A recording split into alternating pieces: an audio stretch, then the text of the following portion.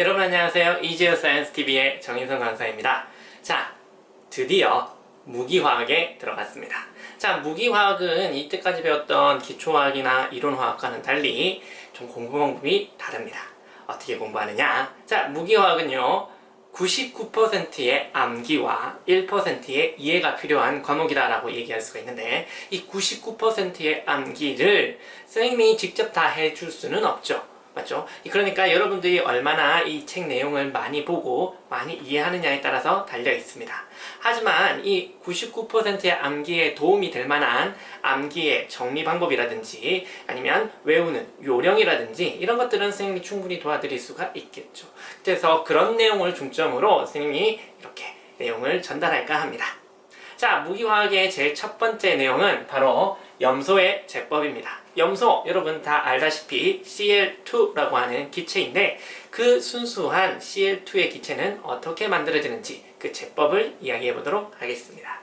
자, 염소의 제법은 크게 네 가지로 나뉘고 있습니다. 자, 첫 번째, 산화망간에다가 진한 염산을 넣고 가열을 하게 되면 염소가 나온다라는 얘기가 있습니다. 자, 그럼 이때 이 내용을 한번 자세히 살펴보도록 하겠습니다. 자, 산화망간 MnO2죠. 거기에다가 염산을 넣습니다.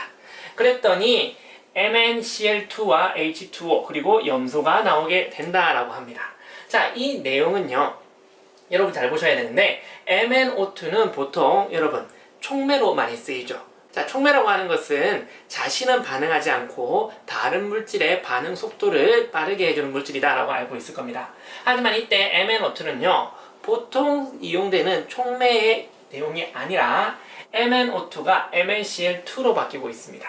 자, 그럼 이때 산화수를 계산해 보시면 이 Mn, 변하지 않는 Mn의 산화수는요 여기서는 플러스 4의 산화수를 가지고 있지만 여기서는 CL이 마이너스 1가인데 그것이 두 개가 있으니까 여기서는 플러스 2로 바뀌게 되면서 얘는 산화수가 낮아지게 되겠죠. 그러면 자신의 산화수를 낮추면 자신은 환원하고 있다라고 할 수가 있고, 그러면 남의 산화수를 올려주는 역할을 하니까 이때 MnO2는 산화를 시켜주는 산화제의 역할을 할 수가 있다라고 할 수가 있습니다. 그래서 이때 MnO2는요 산화제의 역할을 한다라고 하는 것을 꼭 기억하셔야 되겠습니다. 자, 이렇게 해서 Cl2에 염소가 나올 수가 있다. 자, 두 번째는 산화망간에다가 염화 나트륨 넣고 진한 황산을 넣고 가열을 하게 됩니다. 그럼 이때 역시도 MnO2가 MnSO4로 바뀌는 것을 알 수가 있습니다. 그럼 여기서도 마찬가지로 Mn의 산화수를 보시면 플러스 4였는데 플러스 2로 바뀌게 되니까 역시 산화제의 역할을 하고 있다는 것을 알 수가 있겠죠. 자, 세 번째는 사라시코라고 하는 표백제 성분이 있습니다.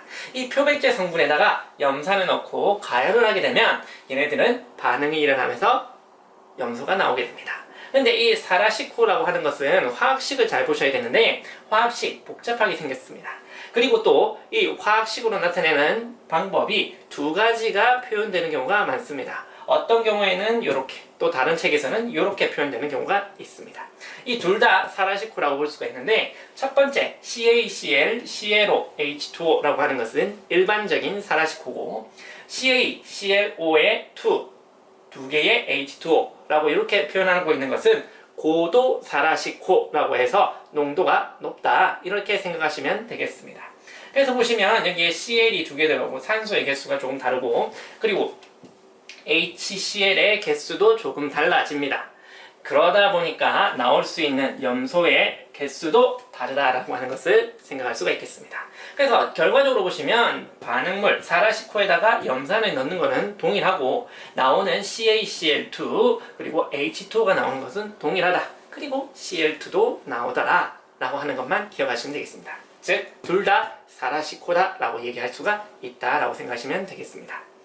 자, 네 번째, 염화나트륨 수용액을 전기분해하면 염소가 들어있으니까 할로겐 이온이 들어있는 물질을 전기분해하시면 할로겐 이온이 먼저 전자를 내놓고 반응을 하기 때문에 얘네들은 염소가 나올 수가 있다라고 볼 수가 있겠습니다.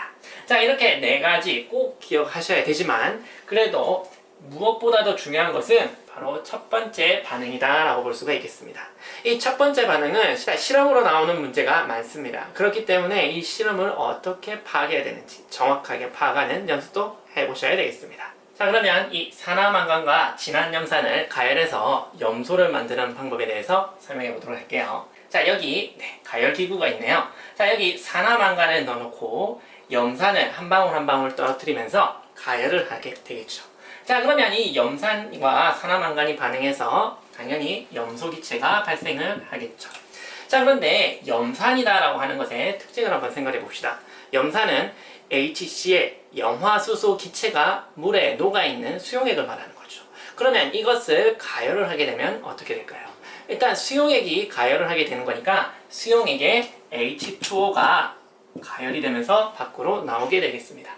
자, 그리고 또 염화수소 기체가 물에 녹아 있는데 이것을 가열하게 되면 기체의 용해도가 낮아지면서 HCl 염화수소 기체가 그대로 나올 수가 있겠습니다. 자, 그래서 실제로 이 가열을 했을 때 이 실험에서 나오는 기체는 세 종류가 나올 수가 있겠습니다. 자, 그러면 우리는 순수하게 이 염소만 얻고 싶은데 나머지 두 개의 기체를 없애줘야 되겠죠. 그러면 어디를 통과시키느냐? 자, 여기에 있는 병에 통과를 시킵니다. 자, 이 병의 이름은 생키빙. 생, 씻는다. 기체를 씻는 병이다 라는 뜻으로 혼합되어 있는 기체를 없애서 우리 순수한 기체만 얻는 실험 도구를 말하고 있습니다. 그래서 이 생키빙이라고 하는 이 실험기구에 통과를 시키는데 여기에 액체가 있고 액체 속에 이렇게 기체를 통과시키게 됩니다.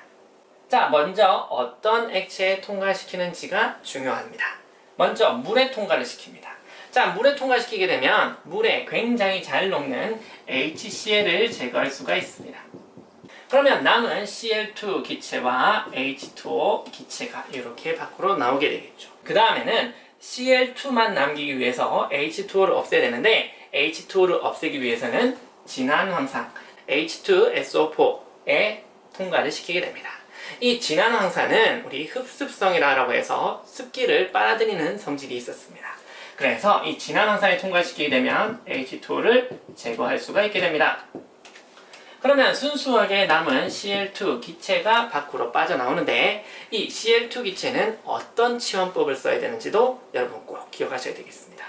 자, Cl2는 분자량으로 따지면 35.5짜리가 두 개가 있으니까 71의 분자량을 가지고 있습니다. 그러면 대기의 평균 분자량인 29를 훨씬 더 넘어서게 되니까 무거워서 아래로 가라앉게 돼야 되겠죠. 그래서 얘는 하방치원을 쓰셔야 됩니다. 아, 수상치환을 하면 안 될까요? 라는 생각이 들 수 있지만 수상치환은요, 자, 기껏 H2O, 물을 제거했는데 수상치환, 즉 물속에 집어넣게 되면 다시 H2O 기체가 나오면서 다시 혼합기체로 돌아가게 되겠죠. 그러면 이러한 실험이 의미가 없게 됩니다. 자, 그리고 또 물과 진한황산 순으로 통과를 시켰는데 반대로 진한황산에 먼저 통과시키고 물을 통과시켜도 결국에는 Cl2만 남지 않느냐라고 생각할 수가 있겠지만 이 순서 역시도 중요하게 됩니다. 먼저 물에 통과시켜서 HCl을 제거했습니다. 그리고 또 H2O를 제거해야 된다. 그러면 순서가 바뀌게 되면 먼저 H2O를 제거했는데 다시 물속에 집어넣으면 사라졌던 물이 다시 여기서 빠져나올 수가 있겠죠. 그러면 물을 먼저 제거한 의미가 없게 됩니다. 그렇기 때문에 순서는 무조건 물에 통과시켜서 HCl부터 제거한 다음에 황산에 넣어서 H2O를 제거해야 된다라는 것을 꼭 기억하셔야 되겠습니다. 자, 이 실험에 관한 문제로 여러 번 이재유의 기출문제에 나온 적이 있습니다. 그렇기 때문에 여러분들 이 개념은 꼭 기억하셔야 되고 여기서 나오는 순서와 그리고 어떤 기체가 반응하는지 또 어떤 치환법을 이용해서 포집을 해야 되는지 그런 것까지 여러분 구체적으로 정확하게 알아두셔야 되겠습니다. 자, 오늘의 내용은 여기까지고요. 자, 여러분 날씨 더운데 공부하느라고 엄청 고생 많습니다. 질문이나 고민거리가 있으시면 언제든지 아래에 카카오톡 주소로 연락 주시면 되겠습니다. 자, 그럼 우리는 다음에 더 좋은 내용으로 다시 만나요. 그럼 안녕.